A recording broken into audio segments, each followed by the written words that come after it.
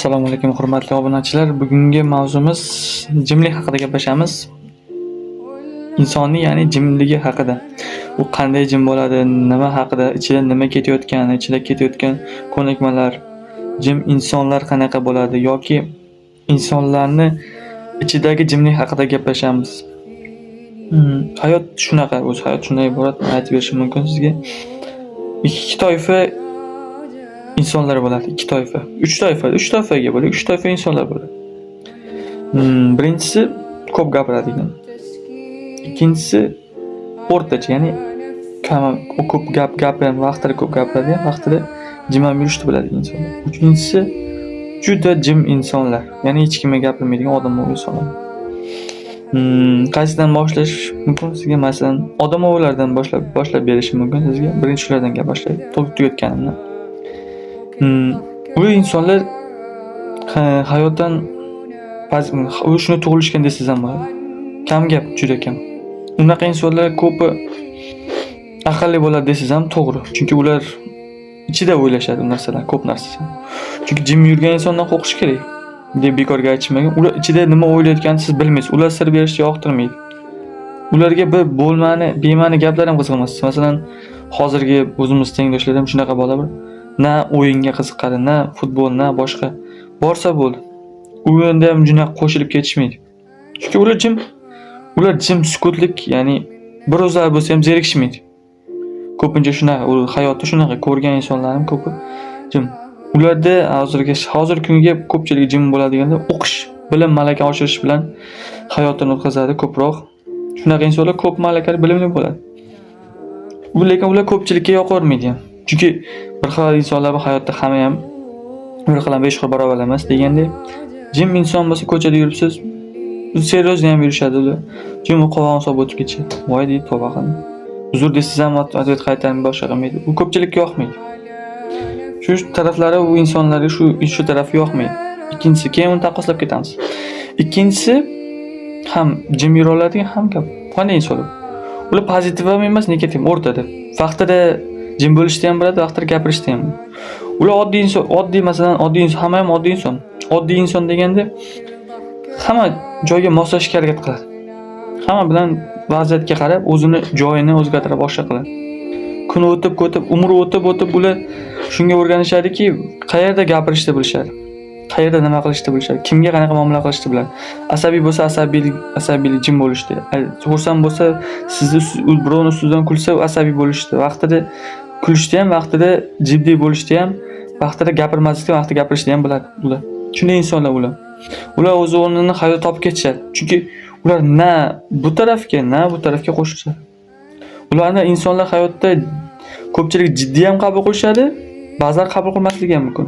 Lekin ular o'rtoqlarining orasida, oilasi orasida, boshqa bir ishxonasi orasida juda yaxshi yurishadi. Ya'ni ko'p gapirmaydi deyshadi ham jiddiy deb aytishadi. Zo'r inson, zo'r farzand, zo'r ota, zo'r katta inson deb aytishadi. Uchinchisiga kelsak, bu pozitiv insonlar. Ular ko'p gapirishadi. Ko'p va foydasiz gapirishadi deb o'ylaydi. Lekin hayotda shunday narsa borki, shunaqa insonlarda ular ichidagi gap tashqariga olib chiqishadi. Chunki ular ichlarida saqlasa kasal bo'lib qolishadi deb o'ylayman. Men bu seryozni jiddiy odam, kam gap odamlar ular ichida saqlab yurishaveradi. Ko'pchilikni ko'rsa, biz e'tibor bergan bo'lsa, endi meni fikrim ozg'in bo'lishadi. Bu insonlar esa yuzaga chiqarishadi, qo'shilishadi. Hamma bilan pozitiv harakatda, ya'ni ko'cha-ko'yda ko'rsangiz, shunaqa insonlar hamma zo'r attashiniz. Chunki muomala kirib ketishadi o'sha insonlar. Muomalasini zo'r qilsa, bunday insonlar hayotga yana kirib ketishadi. Zo'r hayotda mazza qilib yashaydi, lekin ularning ichida tub-tubida, hayotda yuragini tub-tubida shunaqa dardlar yotadi. Ular shu kulgu, shu so'zlari bilan boshqa insonlar bilan suhbatlashib o'tkazishmasa juda og'ir ketadi. Chunki ular sinab ko'rishgan bo'ladi. Jiddiy bo'lishga harakat qilib ko'rishgan bo'ladi. Mana bir ishxonada bir bola ishlayapti. Misol qilib bitta bola ishlayapti. Pozitiv. Bir oy, 2 oy shunaqa nima qildi. Lekin u kunlar o'tdi, ichidan dardlar o'tdi, orasidan oilaviy dard, o'qish, boshqa ish o'tdi, bildi. Lekin uni bildirmaslik uchun endi o'zini gaplarni aytib qo'yishi mumkin-da, lekin shunaqa bo'lyapti. mayli shu sirni aytmang, hamma ham o'zi sir bo'ladi deb yuragiga saqlaydi. Qovoq solib, ya'ni qovoq solib deganda kamroq gapirib, faqat ha yo'q deb javob berib, ishda shunaqa bo'lib qoladi.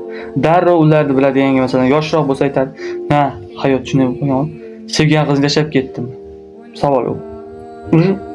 Odamni salonosi kamligini hazil tariqasida aytish ham mumkin. Sevgan qizni tashlab ketdim deydi. Yo'q, nega? Yo'q, menda narsa yo'q, shu yaxshi bilmas deb qo'yasiz. Nima bo'ldi? Nima gapirmayapsan? Shu joyda to'xtalamiz. Nima gapirmayapsan? Lekin qolgan paytlar gapirganingizda, "Voy, buncha ko'p gapirasan. Voy, jonimga tegib ketding. Sal kamroq gapir. Gapdan qolganmisan." Shunaqa deb gapirishadi ularga. Negativ ko'p bildirishadi ularga. Shunaqa bildirishadi. Keyin jim bo'lib qolsangiz, u narsani o'ziga qaytarishadi. Shuning uchun aytadi, inson insonligicha qolish kerak. O'zini o'zgartirmaslik kerak emas. Shu muhitga moslashish kerak xolos. O'zini o'zgartirmaydi, shu muhitga moslashadi. Lekin o'zi yurgan payt, yaqinlarining oldida, o'zi gapira oladigan insonlar oldida yana o'zi bo'ladi. Chunki buni iloji yo'q, uni o'zgartirishi iloji yo'q. O'zi xohlab turib o'zgarmasa, buni hech kim o'zgartira olmaydi. Bu narsani sinab ham ko'rganmiz. Masalan, ko'rganman ham, o'zim ham shunday qilib ko'rganman. Buni iloji yo'q. O'sha jiddiy insonlarga ham 1-2 oy masalan jiddiy insonlar gapirib qol, suhbat qo'shilib gaplashib qol. Ha, sen kayfiyating zo'r. Nima bo'ldi? Uylanyapsanmi? Yangi birini oldingmi? Darrov ularga ham shunaqa savol beriladi. Darrov ularga ham shunaqa savol beriladi. Nimaga? U sen gapirish haqqi yo'q, uning kayfiyatini odamlarga qo'shish haqqi yo'q, u ham o'zgaradi. Hayotda insonni o'zgartirishga bo'ladigan sabab voqealar bo'ladi. Biron voqea ta'sir qilgan bo'lishi mumkin insonga, biron voqea turtki bo'lgan bo'lishi mumkin, va biron bir narsani eshitib qolib o'zgargan bo'lishi mumkin-da. Lekin buni insonlar xayol keltirmaydi. Nega? Savollar bu bema'ni savollar beradi. Bema'ni hazillar qiladi jiddiy insonga. Chunki jiddiyligini ochsa, yana jiddiy holiga qaytsa, "Voy aka, o'zgarib qolibsiz. Kecha unaqa emas edingiz-ku, sizda o'zgardi deb o'yladim" deydi. Sal jiddiylashsa-da. Chunki ular yengil o'rganib qolgan, uni masalan yengil qabul qilgan. U hazil-huzul qilyapti. U inson to'g'ri tushunmaydi. Hazil-huzul qilgani, uni hurmat qilgani. Unga to'g'ri ukam deb, masalan, akam deb muomala qilgan. Uni bir xil insonda shunaqa narsa borki, uni shunaqa insonlarni o'zini ustiga xuddi minib olishdek tushunadi, qanday minib olishdek tushunadi. Hazil qilib ustiga minib oshirib borishadi. Endi u inson aytganimdek shu haylat ularda ham asab bo'ladi. Tegadimi miyaga? To'xta, nima deyapsan? Hazil-huzul qildim, o'zingga ketma. O'zing bosib olgan deb gap aytdimi? Voy aka, o'zingizdan oshib ketibsiz. Ha bo'ldi, gapirmayman, hazil qilmaymiz. Shunga o'tib olishadi. U qanaqa ko'ngil ochiq inson deb aytdi bunaqa insonlar. Ukam shunaqa, hazil-huzul o'z yo'liga, o'zingni to'g'ri masalan, normani oshmagin deb aytadi. Normani saqlash kerak hayotda.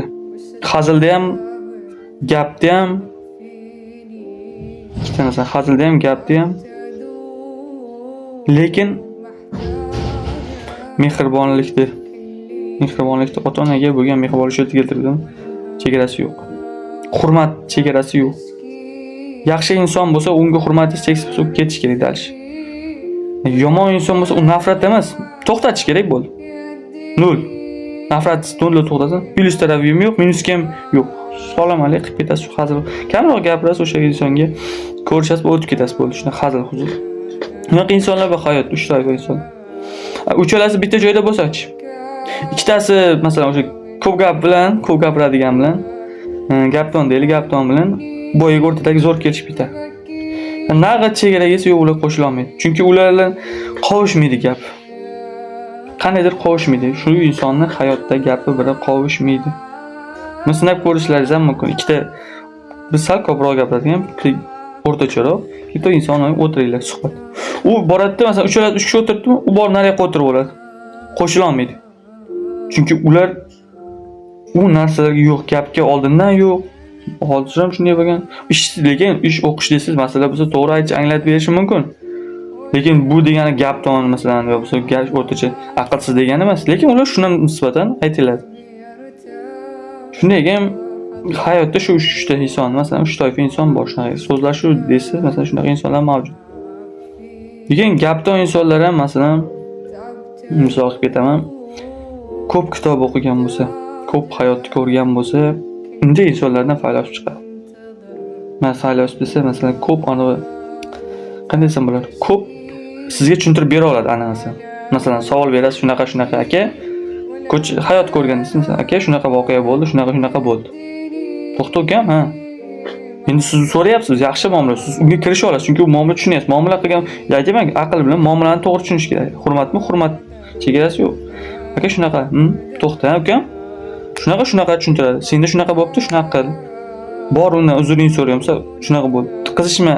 To'g'ri tushuntirib beradi u inson. Yaxshi inson bo'lsa to'g'ri tushuntirib beradi. Endi gap tonlari bor endi uni bo'lmas gaplar. O'sha gap tonlari ikki toifaga bo'linadi. Yaxshi ma'noda gapiradiganlar, yomon ma'noda gapiradiganlar. Shuni ham keltirib ketayim. Yomon ma'noda gapiradigan og'izdan adi ketib badi chiqib, boshqa so'zlar, boshqa hazillar va shum boshqa dunyoga, ya'ni yomon tarafga tortib ketadi. Bu toifa esa bilim, masalan, ko'proq aqlini ishlatib gapiradi. O'ylab gapiradi, lekin ko'p gapirsa ham xato gapirishga harakat qilmaydi, to'g'rilaydi gaplarini, o'zini ustida ishlaydigan insonlar bo'ladi ular. Shunday ekan, hayotda shu insonni bilib olinglar. Shu suhbatimiz hozircha tugadi deb o'ylayman.